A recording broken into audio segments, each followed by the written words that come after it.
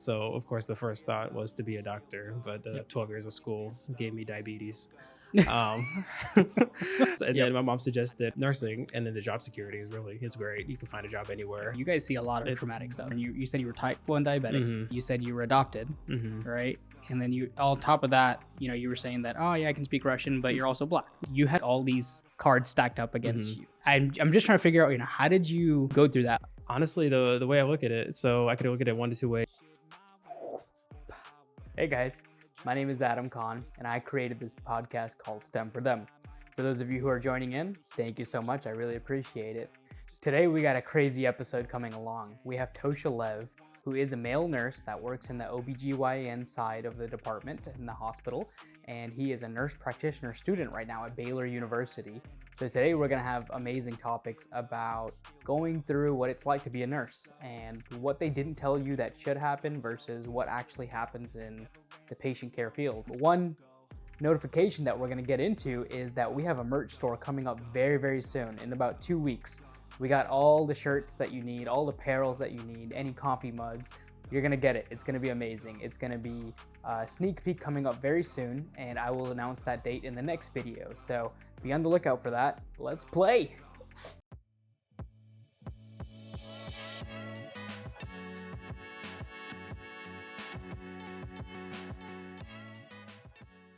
Thank you for coming on, Tosha. Yeah, I really appreciate it. Thanks for having me. I was excited when I finally was like, man, I gotta have this guy on here. Yeah. Like, this guy has a story on its own. Like, No, I was excited too. I was thinking about this like yesterday at work. I was like, all right, what are we gonna talk about? I'm excited. I'm glad to be here. No, exactly. Thank you for that. Yeah. So let's start it off. First of all, we knew each other since middle school. Oh yeah. We were mascots. Yep. And short. It was a short story, right? After that, I mean, we knew each other throughout all that time, but that mascot career was just. It was short. It was just what, 8th grade? Yeah, 8th grade too. Yeah, that was a smelly mascot. That thing smells so bad. Yeah, because that one guy, Right. Oh yeah, yeah. He was. I think he was the best mascot, but He was. Man, He was so much better than I was. Right. I wish I was him. Right. Me too. Not the smell though. No. Yeah. Febreze can. You remember that? I do. That never worked. I mean, that never worked. We had to use a Febreze Yep. can, and every time we would like spray it before we got in there. Yep. Man, so we went through that. We were in high school. We didn't get to see each other much in high school, but we cheered for like a month. Remember? we did. Yeah. I was in the cheer squad, but you were the only reason I went. Honestly, Then I appreciate it. It was well, fun. it was obviously cheerleading, but Yeah. but it was more like I was like, all right, I mean, Tosha, you tell me what we're gonna do, because I looked up to you, like whatever you did, and I was like, all right, cool, let's do it. Yeah, you did it. Yeah. It was fun. It was good. It was a good Yeah. little month. Yeah, and so now we went to the same college Yeah. after I transferred, Right. and then you were in the nursing program. Mhm. I came out of KSU, and Yep. you're a male nurse now. Yes, sir. Right, so like you're going through you got a whole bunch of stuff that we're gonna talk about, but you're going Yep. through that. Now you're in NP school, Yes, sir. nurse practitioner school, Mhm. and you're going through all that Yep. while having a kid, Yep. while having a spouse also to take Yep. care of, Yes. while having a family to take care of. Correct. Did I miss anything? No, I think that's everything. I think it's Yeah. everything. I don't think we have another baby on the way, so I think we're okay. All right, fingers crossed. I mean, it's a good thing. It's a good thing. We'll see. We'll see in 9 months. Yeah. It's cool. So yeah, I was more just kind of like I am inspired. I tell that to my wife, who's a good friend of yours, because she was in Yes. your nursing colleague as well. Yes.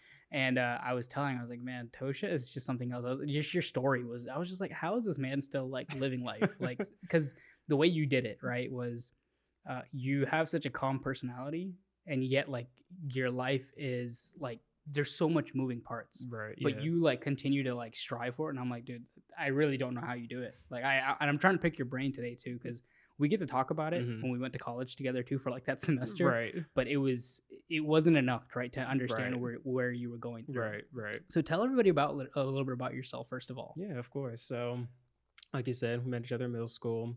Went to high school together. We actually started off at Georgia State in the summer program together too. Yep. And then I think you transferred to Kennesaw. I stayed at State. Then I ended up at Kennesaw in the nursing program. Graduated in 2020. Done my BSN, and I fell in love with women's health while my girlfriend was pregnant with my son. So I thought it was really cool just seeing all the perspectives of OB. So I was, dealing with the quote unquote patient perspective at home with my girlfriend being pregnant. I was learning about the theory behind obstetrics in school, and then getting to see the clinical aspect of it at the hospital. And that was it. That's all I needed to see. And then from there, I was like, okay, I'm gonna do obstetrics. And then COVID hit, so it Yep. was very difficult finding a job in women's health Right. because everybody was hiring new grad nurses on the COVID units. And eventually, I got lucky and I found a job at Wellstar Kennesaw Hospital in Kennesaw, Georgia, or Marietta, Georgia, on the OBGYN floor. Mhm. So I thought it was a great place to start. It was a unit where, of course, you get women's health, but you also get a lot of like medical surgical experience too. We got a lot of surgical patients, like patients with hysterectomies, mastectomies, a lot of GI laparoscopic surgeries. So, Mhm. like I said, a lot of good medical surgical practice. We got postpartum, so a lot of new moms, newborns, a lot of things like that. We worked hand in hand with pediatrics, so we sometimes got to work with the kids on the other side of the unit. And then we also work with preeclamptic patients too. So it was just a lot of diversity on the unit, a lot of experience. And then after my year, I transferred to labor delivery. They closed down the OBGYN floor for whatever reason. And then I've been on L&D for like a little over a year now. Right. And Yep. I think, what was it, about 6 months into my labor delivery career, I decided, okay, midwifery is what I want to do. Right. So I started applying to a whole bunch of schools. Took some time. I applied to Frontier Nursing University twice. I applied to Georgetown University. I applied to Kent State University. Applied to Emory University. And finally applied to Baylor University and got accepted into Baylor. And I just finished my first term earlier this month. Here we are. And here you are. Man, I didn't know it was at Baylor. Mm-hmm. Your NP program. Yep. So Waco, Texas. oh man, look at that. I know, right? But it's online? Yeah, Right? yeah. Okay. For the Gotcha. most part, we have, I think, 5 weekends that they're called immersions. We actually go to campus, I think, like Thursday through Monday or Friday through Monday. We work on skills and just check offs and just get ready for clinical so we can go into Gotcha. practice and start actually physically delivering kids and stuff like that. Nice. Okay, cool. So Yeah. excited. So like to get into it, right? You know, like what were your parents' backgrounds first of all? So the complete opposite of healthcare. So Okay. I'm the first generation to go into healthcare in my family. My Okay. parents are both computer programmers, like Okay. tech savvy, just that's it, tech savvy. They Yeah. sit at computers all day, all night. I think they both have a bachelor's. I think my dad, I think he has a master's, but not the foggiest idea of like anything related to healthcare. Yeah. And then my mom, actually, she's the one that kind of persuaded me to go into nursing. And as an undergrad, I had no idea what I wanted to do. Okay. I was just there because everybody told me to go to college, so I went to college. And my mom was like, you know, I like medicine, so of course the first thought was to be a doctor. But the 12 years of school gave me diabetes. I'm joking. I have diabetes, so I could say that. I love that Right. humor too, by the way. So I could not do the 12 years. And Yep. then my mom suggested nursing. And, you know, I thought, okay, it's not bad. Right. You know, it's 4 years all total, 2 years of undergrad traditionally, and usually 2 or so years of the actual nursing program. And then the job security is great. You can find a job anywhere. I had no problems finding a job out of school just because of the nursing shortage, of course, and Mhm. the shortage in healthcare in general. And I went with it. I got into nursing school. Still didn't know if I really wanted to do it. Right. I was like, okay, let me try a semester out. I tried it. I liked it. I said, okay, I think this is what I wanted to do. But truth be told, I honestly wanted to see if I could beat the odds of getting into nursing school initially. And I did. And like I said, just decided to try it out a semester. Very much enjoyed it. Very much enjoyed clinical. Yeah. And of course, you know, the first semester we do medical surgical clinical, which is, Mhm. you know, a bunch of butt wiping and stuff like that. I thought it was the greatest thing ever just because I was new. Right. Yep. And yeah, that butt wiping got me into it. I was Got you into okay, it. Yeah. It's crazy. Crazy like how everybody's experiences are different. Oh yeah. Now Oh, yeah. yours is a first, like butt wiping. You know, like this is the first one that I've heard of so far. But it's amazing. Like from hearing my wife and hearing Purity, like some of your colleagues, I'm like, nah, you guys have different ways of going into it. Right. Like, you know, so it's different. But going back to that, I did love how like your humor, like I appreciate it because as nurses, like they have crude humor. Yes. Very dark sense. That's just how like the field is. Yes. And so I remember one time I went to your house and you were talking to your mom and you were saying, you're like, your mom was like, she's speaking to you in Russian. Yeah. And she was saying something and you were like, no, mom, you gave me diabetes. And I'm like, yo. Wait a minute. I was like, wait a minute. I was like, I had to blink a few times. I was like, I swear he did not just say that. But it was that type of humor that I was like, man, this is why I can see why you're a nurse because you have to have a certain humor to it, right? Absolutely. Because of all the patients that you're dealing with. Absolutely. That just reminded me of last night. I had I was on an antepartum unit, so I wasn't laboring patients. And antepartum is they're pregnant patients, of course, but they have something else going on that's causing them to be admitted. They're not ready to deliver yet. So Okay. one of my patients, she was in a motor vehicle accident back in November, came in to the hospital. She received like IV antibiotics just from, I think she developed osteomyelitis in her legs.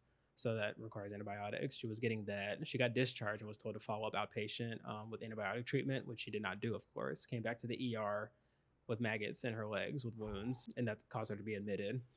And the only reason she ended up on our unit was because she was 35 weeks pregnant. And of course, we have to monitor the baby, make sure the baby's okay. So I think honestly, to be able to cope with that is, again, that crude sense of humor you mentioned, because it's a lot, She had antibiotics around the clock, painkillers. Of course, she's in a lot of pain. Right? She has open wounds on her legs. Mm-hmm.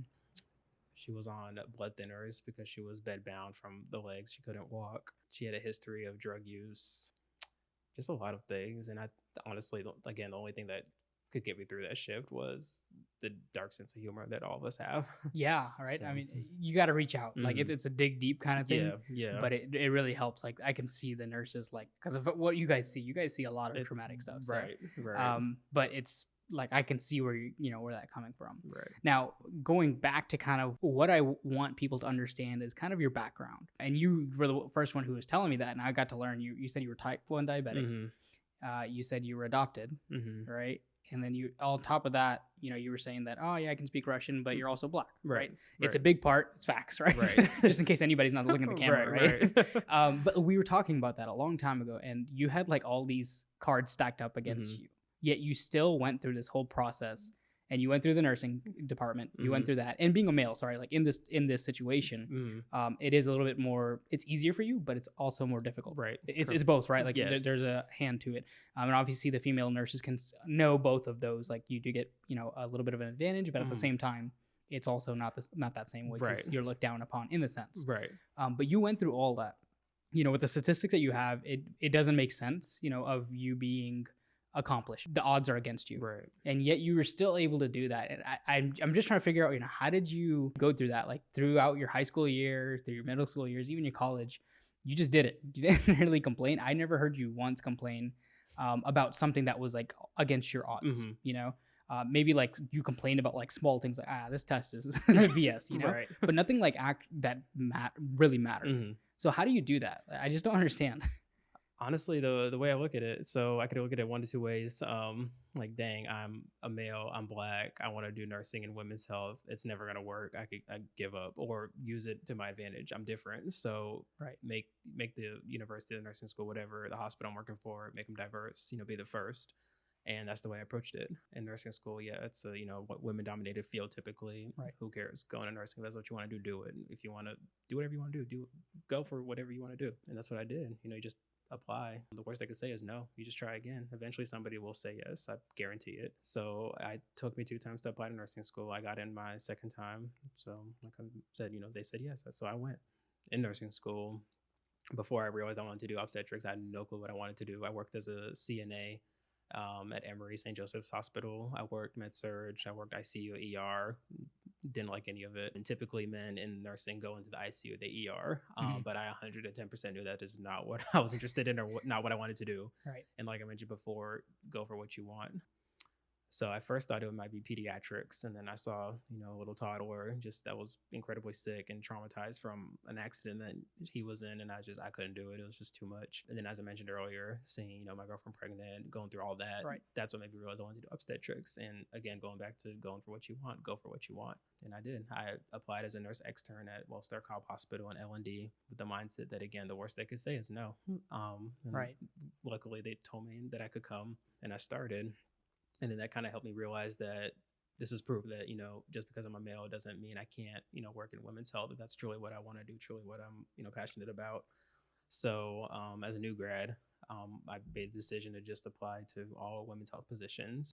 I applied to multiple Wellstars for labor delivery. I applied to Cobb Hospital postpartum, just anywhere I could find an opening for anything. And eventually, Kenneth Stone told me yes for that OBGYN floor. And I was the first male in Wellstar Kenneth Stone history to work as a OBGYN nurse or in the women's center.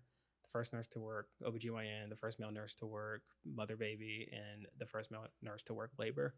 There were, of course, were male nurses in the NICU, but in the actual women's center tower, I was the first in all 3 of those units. Yeah. And as a result of that, I started, I broke down barriers. So now we have male surgical techs that work with us. We have, I have a big following based on TikTok, and I just post labor delivery content. I have like men reaching out, nursing students, male nursing students reaching out to me, telling me they want to do obstetrics, they want to do labor delivery, mother baby, whatever.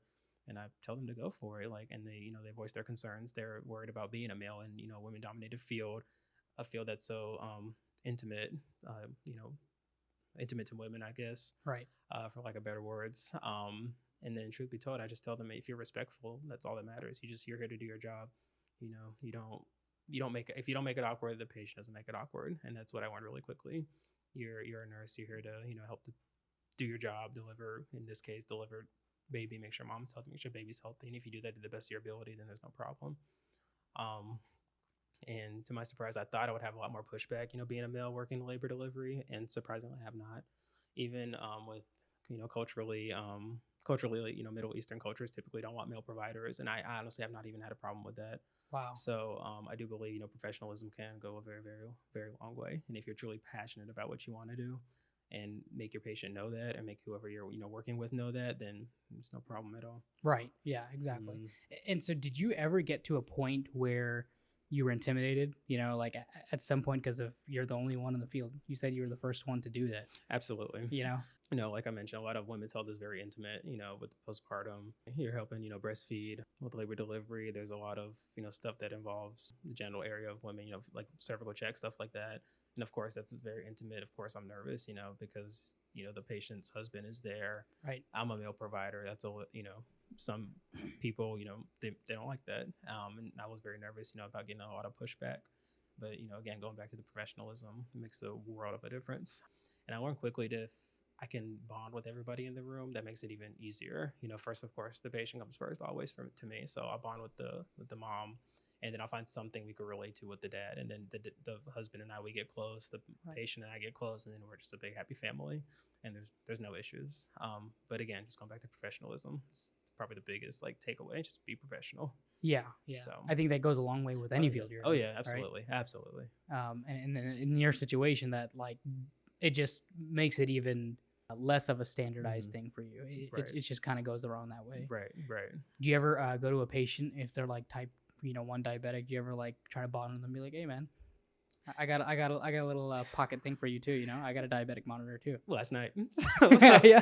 I had 2 patients. One of them was gestational diabetic. The other one was a type 1 diabetic like me. And I was, what was I doing? I think I was drawing up her insulin. And then I was just like, I hope you don't mind me asking, but what type of insulin pump do you have? And she told me she had a Medtronic. I was like, oh, you suck. I have the Tandem. And she was like, oh, I've been trying to get the Tandem, but you have to wait 5 years or whatever for the warranty or some stuff. And I was like, yeah, no, I had to wait 3 for mine to finish before I could get it. But then we just bought it on that. And, I remember I was sitting down the hallway chart, and I heard, so we use a Dexcom, which is a continuous glucose monitor. So there's, it alarms when your blood sugar drops, and it's a very specific, very loud, very annoying alarm. And I could hear it down the hall, and I knew exactly what that meant. So I go running down there. I busted the room. I said, what's your blood sugar? She's like, it's fine. I was like, are you sure? She's like, yes. So I was like, okay. But yeah, we did bond over that. So we bonded over, Nice. Who controls their blood sugar the best. I did not win that day. I was running a little bit high. She did better than me that day. So I'll give her that. So yeah, but yeah, absolutely. Yeah. Then my gestational diabetic too, I was checking her blood sugar, and I told her, I said, get the Dexcom. Right. It's this finger pricking thing. It's not it. And she was really surprised I was diabetic, because I'm not, most people, when you think diabetes, you think larger for type 2 diabetes. So she was surprised to find out I have diabetes, but I think I was hopefully able to convince her to get a Dexcom if, she ends up, getting gestational diabetes if she gets pregnant again. But yeah, that Dexcom G6 is the best thing. It is, absolutely. Yeah, I love it. It's so expensive, but it's worth it, man. Yeah. If only insurance actually covered it, it takes a lot of times, a lot of steps to get to it. Right. But man, is it the best thing? It is that so continuous. good. You leave it on for 10 days. 10 right? days. Yeah. You can shower with it. Mm-hmm, and absolutely. for the audience members that are listening to this, it's literally you can go pull up your iPhone. Yeah. And it'll every 5 minutes. Literally, it's on the iPhone, and you can set your settings. It'll notify you. It senses when your blood sugar is starting to drop, when it's going up. The Tandem works hand in hand with the Dexcom, because the Tandem pump will actually self-adjust your basal rate and kind of micro adjust your insulin ratios to fix your blood sugar for you. So the only downside I have to it is they only send 3, Yep. and then it takes forever and a day just to try to order some more. It just took me like a week to order something because first of all, they didn't process my order. Second, I got a new debit card, so the card expired. And then third, they forgot. They just straight up forgot. So I had to call again. And then I think it was supposed to come yesterday, I believe, but I don't think it came. Yeah. Wait, what's today? Today's Sunday. Sorry, I work nights. Yeah, it was supposed to come yesterday. So it was supposed to come Saturday, but it didn't. But nice. But overall, yeah, I love it. It's great. It's a good one. Do you remember that time when we were studying and you can't I can't believe this, but it was the funniest thing. My wife comes up, or you come up, and your blood sugar's low. It's like literally like in the 60s or something like that, or 70s. Well, for you in that situation, it's pretty low. Right. And you asked because you saw a cracker on there, and you go, hey, "Can I have that cracker? My blood sugar's low." And like Savannah was like, "What are you like? No, definitely not." Like, yes, take the cracker. Don't ask the question, just take it. I be feeling so bad. I be seeing other people spilling my blood sugar. Well, I be dying for sweating, shaking, just. Okay, you gonna eat that cracker? Imagine if somebody was just like, "Nah, you can't have this cracker." You know how funny that would be? Especially your wife out of all people. Literally, my good friends, right? Knowing her, she should have been like, "Yeah, nah." Absolutely not. The sense of humor, I loved it on that one. That was hilarious to watch that.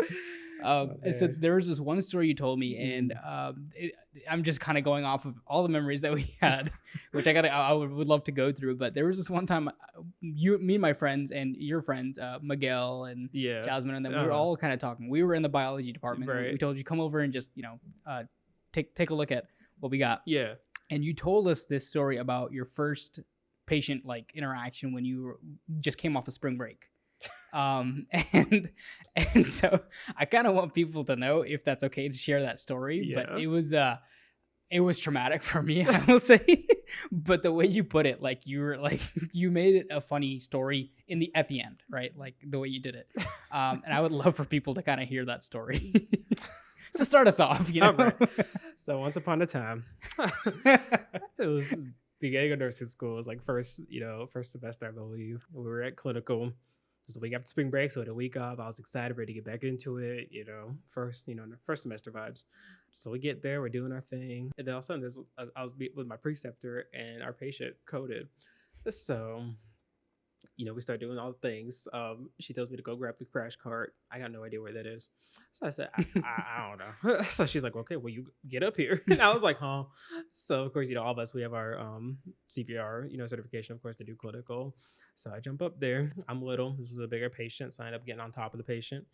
Start going to town, doing the the compressions, all the things. She runs to get the crash cart. I'm crying the whole time because this is just so traumatizing. Right. It was terrible. It was awful. Yep. I was just tears. Eventually she comes back. The whole unit rushes in. Then it's just pure chaos. They relieve me. Someone else takes over, and then I just step back and I'm just against the wall, still crying. But I think the patient was okay. I think the patient came to. I don't know the extent of what damages were done or anything like that, but I want to say that everything was relatively okay. But I'll never forget. I remember that. It's like how you do that on my first semester? Like why'd you just I don't know. The way you put it too was you literally just came off of spring break. Oh yeah. Too. You were just chilling. Yeah, I didn't remember nothing. Yeah. And you're telling me that you were like, yeah, I just went to the corner and crawled there and just started crying. Oh yeah. But when you brought it up, we were dying laughing because you were also in a humorous way of hey man, this is just something that happened. That dark humor. But yeah, it was bad. The only thing I remember was I don't even remember what it is. Is it 30 compressions, 2 breaths? Oh, I couldn't tell you. I couldn't tell you either. I haven't done this since first semester. So how much do you use of the nursing fundamentals now that you're in officially? Truth be told, not as much as they told us we would use. So I definitely agree. It's definitely a good a foundation course, really basic knowledge. I think one of the first things we learned was vital signs, signs of deterioration and stuff like that. Obviously we use, but in labor delivery, it's a specialty. So there's certain things we look at. What blood pressure and heart rate are usually the biggest things we look at, just to identify a postpartum hemorrhage or something like that. So, I'm trying to think of something else they told us. On a respiratory floor, you look at your O2 saturation. Wouldn't really care because everybody's fine. All the patients that come in, they're usually not there for any other medical comorbidities. They're there because they're pregnant and having a baby. They're usually healthy. Granted, when I worked on like med surg as a tech, everybody's hooked up to EKG leads. They have like a continuous pulse ox on. They're on just all sorts of many stuff just because they have, a lot of things. They're actually sick.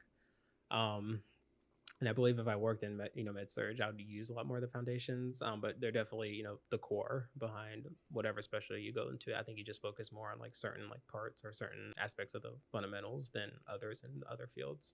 So with the nurse practitioner program that you're in now, does that knowledge that you've gained from being in the field directly correlate to the nurse practitioner program that you're in now, or what do you see of it? I say somewhat. So right now we're still in the core. So all of us, we're all in different, going in different like specialties of NP, like midwifery, midwives. We have neonatal NPs, pediatric NPs, FNP, like everything geriatrics. So we're all starting off. I think the first year is all just core.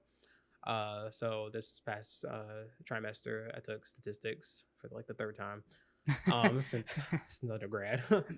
And then we took advanced pharmacology, nursing theory, and then like leadership.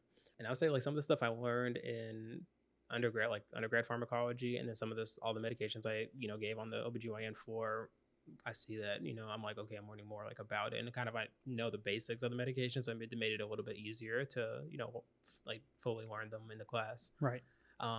But I think the more we get into the actual like specialty courses, the more I'll start like it'll make more sense. I'll be able to pull more stuff from the field into school. But honestly, I've been able to pull more from school into the field than the other way around. So especially with pharm, a lot of medications we give, a lot of the medications on antepartum, again, they're there because they have issues with their pregnancy. They have like other stuff going on, dialysis, maggots, all sorts of things, diabetes. Right. So all those medications, I see them, those are the ones that we give. So now I know it more than, I'm trying to think of like Rocephin is a, antibiotic or whatever. Is it antibiotic?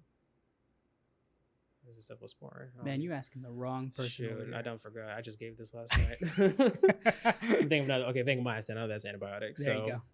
Like with that, coming from pharm, I, it's metabolized, by dang, I'm forgetting everything. This is what happens when you get 2 hours of sleep after working that shift. There you go. But you need to draw a trough level. You have to make sure you don't have too much like vancomycin in your system. So I'm starting to like realize why we're doing that. Because you have to make sure kidneys are still functioning well enough. You gotta make sure creatinine is fine, like your kidney function is adequate to be able to metabolize the vanc. And before that, I was like, oh, there's an order for a blood draw. Let me just draw this blood real quick. I have no idea what I'm doing with it. I don't know what the labs mean. I don't know anything. Right. And honestly, just seeing a difference from this first trimester, it's actually very encouraging because this has only been one out of, this program's 3.5 years. Right. I have 3.25 to go, and I've already noticed so much of a change in myself already. So I'm kind of excited to see what the future holds. And I know at the end of the program we have to do a DNP project, and we have to like defend our DNP project, I guess, essentially like a thesis. Yeah, right? Pretty much. Okay. Yeah. So I think right now what I want to do, we have a lot of patients with preeclampsia on magnesium sulfate to prevent seizures, and of course with magnesium sulfate, it's a muscle relaxer, so uterus is a muscle, so you're more likely to have a postpartum hemorrhage. Just people on magnesium for days at a time. Like if you're laboring for 3 days, you're going to be on magnesium for 3 days, and you're more likely going to have a hemorrhage. So I'm trying to see if giving one of our traditional 4 postpartum hemorrhage meds can help decrease the chances of having a postpartum hemorrhage. And specifically, I like tranexamic acid. It's quick. It's a little IV piggyback. Goes in over I think it's 10 minutes, something like that. Nice and quick. Very easy. So I'm just trying to see if we prophylactically just give that to all of our magnesium patients, if that will see like a decrease in numbers of postpartum hemorrhage, and just kind of see if we can make it a standard practice. Right. So, but yeah. So how long is this nurse practitioner program? I know everyone's a little bit different, like slightly, but how long is yours? Ours is 3.5. So traditionally, like a NP midwife, most people go the master's route, which is just 2 years. Baylor does the doctorate's route, so it's a little more, so it's 3.5 years, but we just bypass the master's degree and just get the doctorate's degree. So gotcha. I just chose that to just get the highest level of education I can get. The pay is going to be more at the end. It's going to be a little harder to get there, but in the long run it'll pay off. Right. And so what made you choose, like, from the nursing program? You did the nursing, you were a nurse, and you are a nurse, and you're doing perfectly fine. You're making good money. What made you change over to go ahead and do more of the nurse practitioner program? Right. Being a minority. So I see, there's a lot of like, ethnic patients that we have. And Right. then I hate to say it, but the treatment I see sometimes in certain like facilities is different, when the patient is non-Caucasian. Right. I've noticed just historically, just, reading stuff I've seen, patients of color, they're not taken as seriously. They a lot of providers think we're inflating the symptoms or like what we're experiencing, Right. something like that. And I believe as a NP or midwife with a doctor's degree, I could not call the shots, but make the decisions, and actually just truly listen to like what's happening with the patient, and not just kind of say, oh, you're fine, just give it an hour, the whole time they're bleeding, the whole time Right. placenta's abrupting, something crazy is happening. So what I'll say about my facility where I work, I don't see that, like, which is great. Right. So much diversity at Keystone and Emory. The provider, I love the providers. Like, I love them all. The midwives are fantastic. The doctors are all respectable. Right. They're great. Like, so that's kind of what I want to build on. Yeah. I do hope to stay with Keystone when I graduate, specifically Keystone OBGYN. I love that practice. That's a practice my girlfriend sees. Yep. Hope to do my clinical with them. They already agreed to, to be my preceptors and all that stuff too. Lock that in. So, right. So, but again, that's kind of just what I want to decrease. The mortality rate for women of color is the highest out of any other, ethnicity or race. So just want to bring those numbers down. I think I can do that with a DNP degree. Yeah, which is so big, right? Because there's only so much change you can make, but in the path that you're making, it makes sense. If it's weird if you wouldn't do it, right? Because you're in this situation now where you can take a hold of it. It took you some time to get there, right? It took you some struggles, but now that you're here, you can truly make a change. And you're right, like statistically, for people of color, ethnic backgrounds, they are treated very differently in a sense here, and that's just a statistic. Right. Whoever doesn't agree with that may not be there in reality. Right.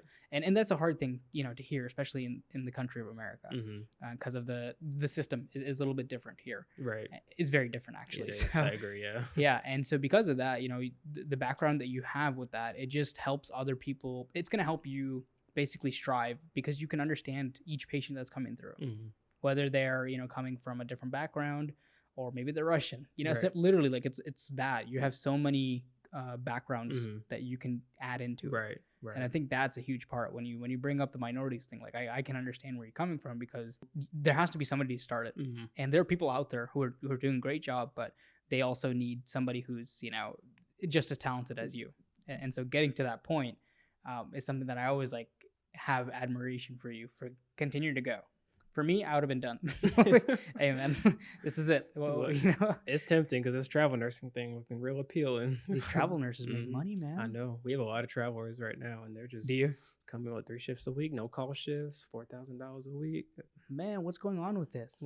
It's just it's like right. How can you even go that way? It's like how can you not? Right.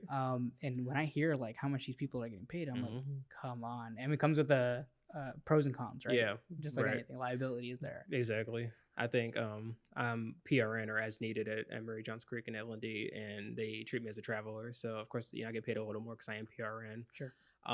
But I got 3 shifts of orientation. So in those 3 shifts, I have to learn a new charting system, have to learn how everything works, and just be able to function after just a week of training. Right. In my first shift, we made it. No, nobody died. So we did what we were supposed to do, but it was a lot. I think they use Cerner. I'm used to Epic charting system. Yep. Cerner was a pain, but I will say just having the L&D experience, an epidural is an epidural. Right. A vaginal delivery is a vaginal delivery. A C-section is a C-section. It's just the little things that were different. Where to chart, who's prepping the patient in the OR. One of the big things I noticed at Keystone, we pull ephedrine or take ephedrine from the medicine cabinet, which we use to just help bring blood pressure back up if a patient drops their pressure after an epidural placement, which is common. But at Emory, we didn't have it at the bedside available. We had to, go to the bedroom to get it. And it was just like the little things that were different. A lot of times at, Kennestone, we always anticipate the worst outcomes. So we just have everything at the bedside. Right. However, I noticed at Emory, that's, we get it if we need it. So luckily, knock on wood, I haven't had anything where I've needed that emergency stuff, which is great. That's very comforting to know. That means that providers are, know what they're doing. Nurses are attentive. Our surgical techs are paying attention. So we don't have as many, adverse outcomes. There's so much detail to that, though. There is. It's crazy, like how much of a teamwork you need. And if one person is missing from that team, it can truly create like a disaster, or just things won't flow the way it's supposed to. And that's something. And speaking of that, the Johns Creek Emory it's a small hospital, so they do only a fraction of deliveries that Kennestone does. I think Kennestone we do between 500 to 600 a month. Emory does about 130, and I think that was actually their like record breaker during COVID. So at Kennestone we want to staff about like 15 to 16 nurses a shift. Versus Emory where we have about 4. So it's just a smaller community hospital. Right. Providers, we have a hospitalist, which is always comforting. If something, God forbid, something happens, they're there. And I will say I love our hospitalists. I love working with them. And the providers, they're close, so they usually work out of Wellstar North Fulton, which is down the street from Johns Creek. So they're just back and forth there. So they're readily available, which is also like great. And they're always calling, checking up on the patients. So it's comforting to know that they're not, just at home, sleeping or anything like that. I mean, they have to get rest, of course, but they're aware that they have patients here. But with that being said, we have to rely on each other. So like you said, that teamwork. So, yes, there's 4 nurses and a surgical tech, but that's all we got. So we make it shake with what we got. Right. So I do love that teamwork. No, it's so important, especially in the medical field. I mean, every field you need something, whether you're a software developer or whatnot. But that's when you're dealing with a human. Yeah. Like human's already complex. Human's already complex on its own. Right. So that's another thing you got to worry about. Exactly. So the other thing I wanted to ask you is, for some people who don't know that, I maybe you can teach me too, because I know a little bit about it, but would love to know more. What is the difference between an RN versus an NP? So an NP is an advanced practice RN. So of course the prereqs to be able to be an NP, you have to have your bachelor's. You have your associates, you have to go back and get the bachelor's. NPs they're kind of like PAs, similar to PAs. Right. So PAs, they're kind of there to assist the physician essentially. And nurse practitioners are the same thing. For example, we use CRNAs and PAs like interchangeably to assist the anesthesiologists during our shifts. So really, really similar roles. NPs, they'll typically do the rounds on the patients. They'll put in like the orders. NPs are able to, see patients on office visits, prescribe things, stuff like that. I think PAs can too. I don't think there's a difference really. I do know like physicians when there's like a new patient, physician has to see the patient first. Correct. And then the NP can kind of take over, or the PA. And then the difference, with the RN, they're pretty much like assisting the NPs. So it's just it's like right below. But like I said, an NP is just an advanced practice RN who has like experience, who just further education a little bit more, has a little bit more knowledge, and can take that like additional like role and responsibility of being like a provider. And you have like I know for PAs, like they're under the scope of the practice of the physician, whereas the NPs, you're kind of on your own from what I understand, or how does that work? I would say it's similar to like a PA. I think if I'm not mistaken, there's like some states are bouncing around that NPs can start like practicing independently. Correct. Yep. I'm not sure if Georgia's one of those states yet. Excuse me, but we are under the supervision of an attending. There's always, when you're on call in labor, like a midwife's on call. The midwife sees all the labor patients. The doctor's responsible for like, the C-sections that come in, stuff like the surgical things. If something happens that the midwife, can't handle, we'll of course consult the attending or the physician, and the physician will come in. So I say it's similar to the PAs. I worked with a general surgeon, and he had a PA, and it was the same thing. The PA would round. He'd take care of everything. And if it was something he truly couldn't like handle or wasn't in his scope, he would consult the attending. And the attending would kind of like take over and do what was needed of him or her.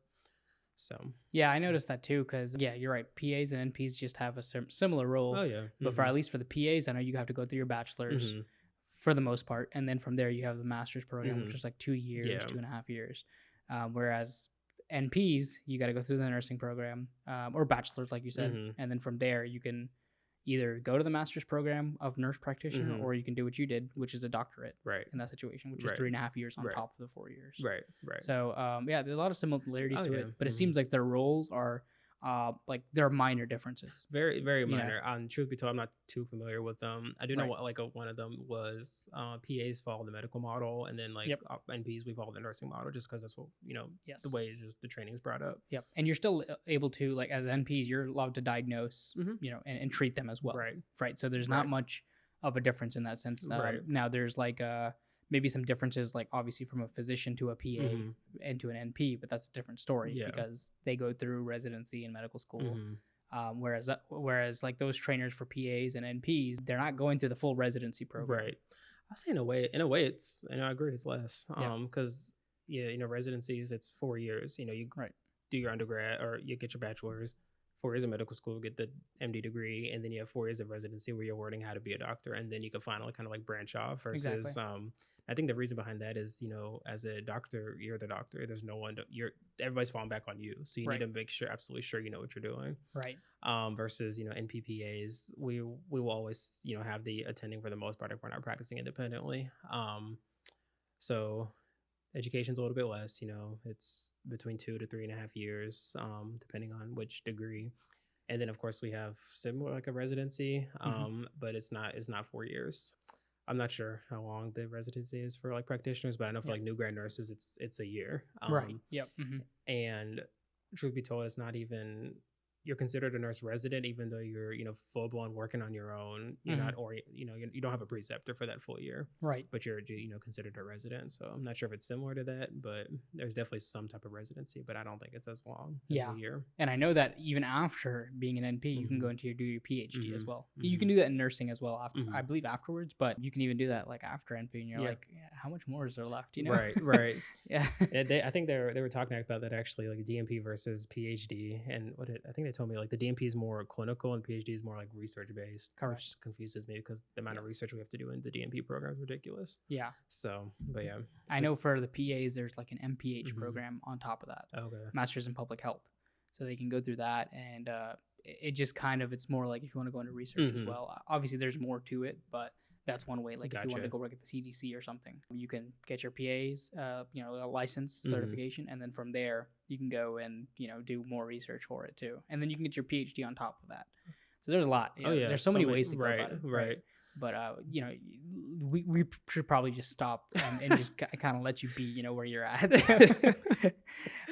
But yeah, so another thing that I was gonna bring up is you have a kid. Yep.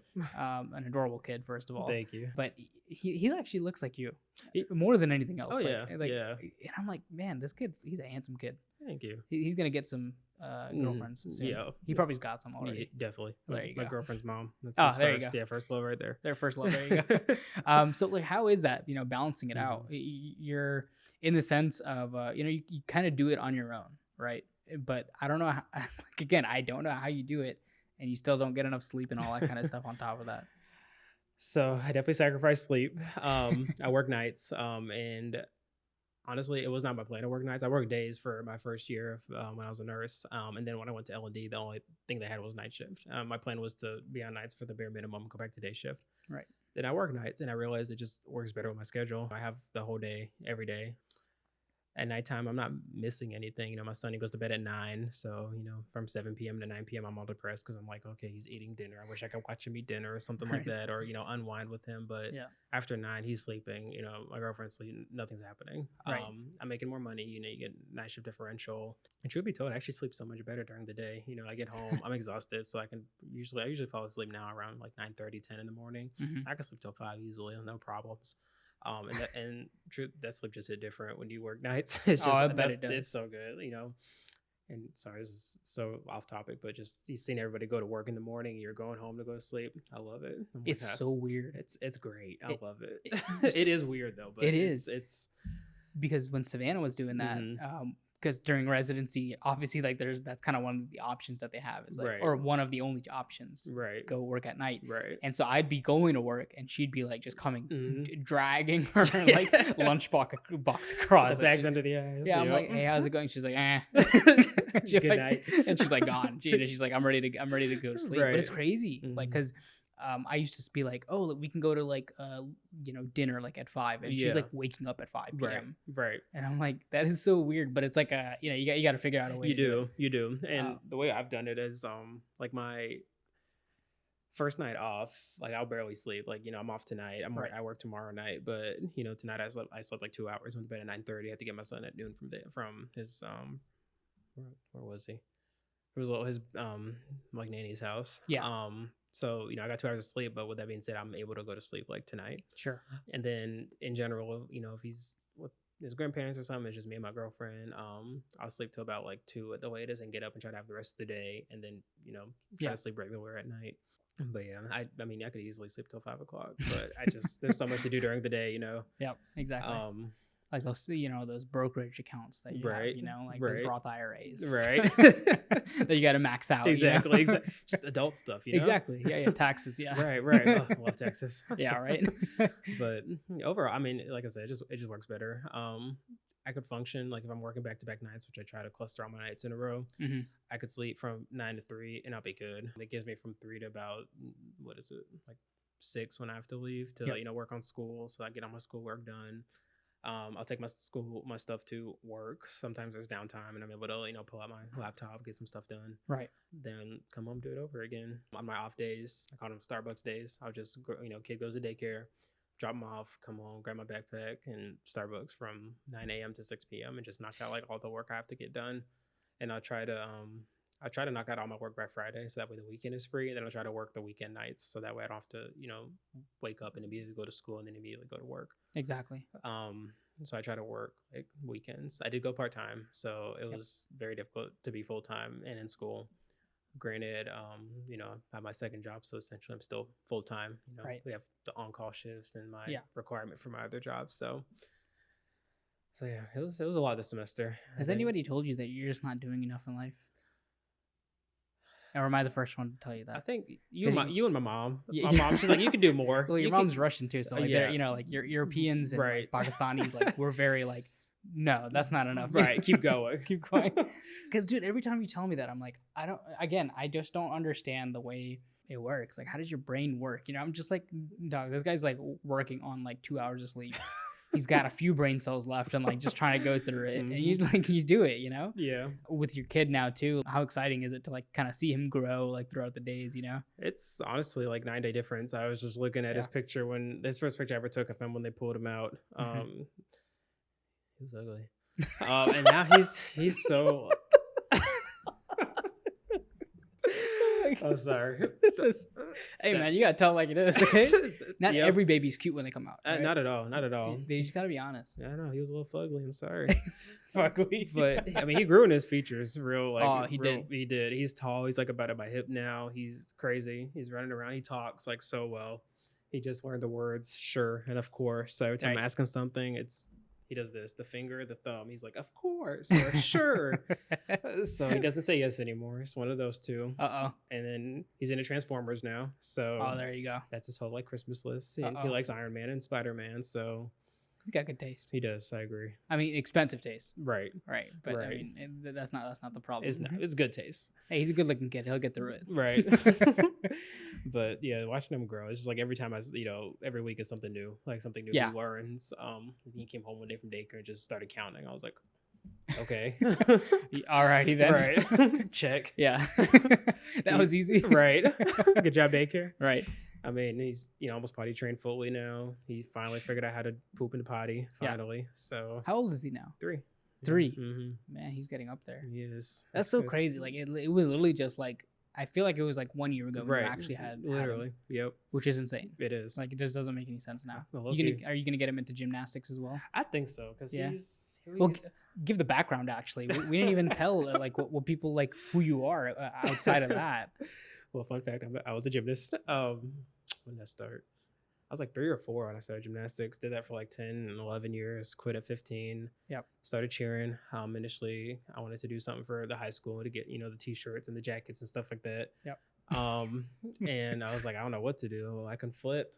I don't know how to talk to women, so let me learn how to talk to women. So I was like, cheerleader, that's a good fit. It's true. So I joined it. I was like, this is great. Stuck with it. Did it sophomore year, junior year, senior year. Did it for like 2 months at Georgia State freshman year, Yep. and then I was a mess. Then went to KSU. My all-star coach, I cheered at Stingray All-Stars in Marietta. He coached Kennesaw State cheerleading team as well, so I joined. It was great. We won nationals in 2019. I think ever since then, it's just skyrocketed. We've had recruits from like Texas, California. Everybody's coming to KSU to cheer now. It's insane. We're so good. I remember when you were doing it. I was like, this is crazy. It's insane because I was working 3 jobs. Yep. I had a kid. I was in nursing school and on the cheer team. So that's insane. It's a crazy way to go. Crazy life, man. I don't know why I do it. And I keep doing it. I keep just putting more and more. I know, dude. Every time I see your post, I'm like, this guy's got to go to sleep. Like eventually, like go to sleep, my man. Worked all night, up all day. This man's doing a TikTok post and he's sleeping at the same time. Right. When he blinks, he sleeps. That's how I sleep. But you posted on all those videos on TikTok as well, like your gymnast videos, like your old ones? I did. I posted a few when I first started out the TikTok. Did you? But then like the labor delivery thing kicked off, so now I just kind of stick with like labor delivery comedy just because my whole follower base is nurses. And do you ever see my comments? I like follow you and like clearly not because you know. But I'm not gonna lie, like I don't know how to look back at a comment. Really? Like, yeah, like it gets lost in there because I get like hundreds of comments on there, and it's just like it's too much. You're getting famous now, dude. You got to be careful. I'm trying. You got to remember the little people in life. I do. Can I get your autograph real quick? Before I forget your name. Yeah, right. I won't forget you that. Sorry, my man. Let me get the sunshades on. So what's for TikTok, like how many followers are you at now? I have 95,500. So the goal is 100,000. I wish the viewers and like the audience members who are listening to this could like really understand like the friendship that's like been through. Like it's a full circle, you know? But it's really like but like these connections of like the connection that you and I have had and my wife have had, like all 3 of us. It's surreal. It's like really nice to have a connection to somebody like in the medical field, sure. But it's also just like more of somebody who's like willing to just kind of laugh at the mistakes that we all make, you know? And it's fun, you know? Yeah, absolutely. It's what keeps us entertained. Yes. For sure. But yeah, so the last thing I wanted to ask you for the audience members, you know, if I'm not sure if there's a member that's in the same boat as you, like in the same background as you, because yours is just unique. But if there was, or anybody else that you think you can help in that sense, like you've been saying, what advice would you have for them to go into this field of nursing, first of all? I would say just keep going. Like you just go, just don't stop. But yes, it's hard. It sucks. Like the medical field is very difficult, but it's also one of the most rewarding. You know, as nurses, we are underappreciated, underpaid, understaffed. It's hard, but at the same time, you know, when a patient just looks at you and says thank you, or you know, personally, like when we deliver and everybody just bursts into tears, like you know, something I see like 4 times a shift. Like I see this all the time, like day in day out. But for others, it's like once in a lifetime opportunity, and it's just so much emotion, so much happiness, and it makes you forget like everything. Right. And it makes all the struggles, all the, you know, the tears, not really blood, but the sweat and all that stuff. It makes it worth it. So again, just if you want to do it and just keep going because it will pay off eventually. Everything's it's temporary. The struggle is temporary, and then the reward is forever. So that's kind of my mindset with everything. Like, yeah, it sucks right now, but it's a short amount of time in the grand scheme of things. It's only, you know, 3.25 more years of this. You know, granted that undergrad was rough and the graduate is rough too, but you know, it'll pay off. And you know, like I said, just go, just keep trucking. Just do it. Yeah. Nike. Literally. Sponsor. No. It's right. Dude, you're right though. It's like a short-term thing. You're right. Like how, if you're going to be a nurse, you're going through this, you're going to, well, hopefully you don't like stay in it too long. You know, you can retire at a good age and whatnot, but you're going to be in this for 30 years, something like that. You know, we see nurses like that all the time, but that's the situation. You're in there, you're nursing for 2 years, and then you're going to be in there for maybe 3.5 years on top of that. Right. That's nothing compared to what you're in, you know? Right. But it is hard. It's one of the toughest fields out there, especially nursing, just because of how much you have to cram in 2 years. But you're right, man. Just go for it. Just gotta go. That's it. And honestly, like whatever you do, just go. Yeah, because it will pay off. It's and you're right. Like it's easier said than done, but you're right. Like if you can start somewhere, that's where it's probably the best way to go.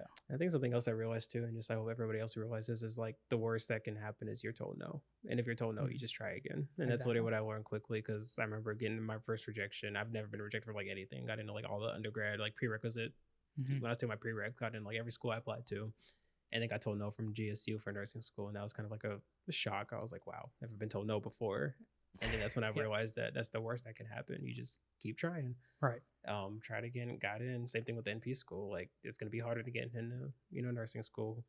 You just keep going. Eventually somebody will say yes. And that goes like, for whatever PA school, med school, I don't know what other schools there are. Like any grad level, anything, you just keep going. And I promise you, you will get somewhere. Somebody will say yes. I agree, man. I agree. That's a big part. Well, hopefully people can contact you. Give some of your social media contacts, especially TikTok. Oh yeah, the TikTok. Yeah, give them that. My TikTok is Toshalev, TOSHALEV. My Instagram is Tofu, TO, 3 F's, 3 U's, and an underscore. Not giving y'all my phone number. Social Security? Social Security is 1234 567 8910.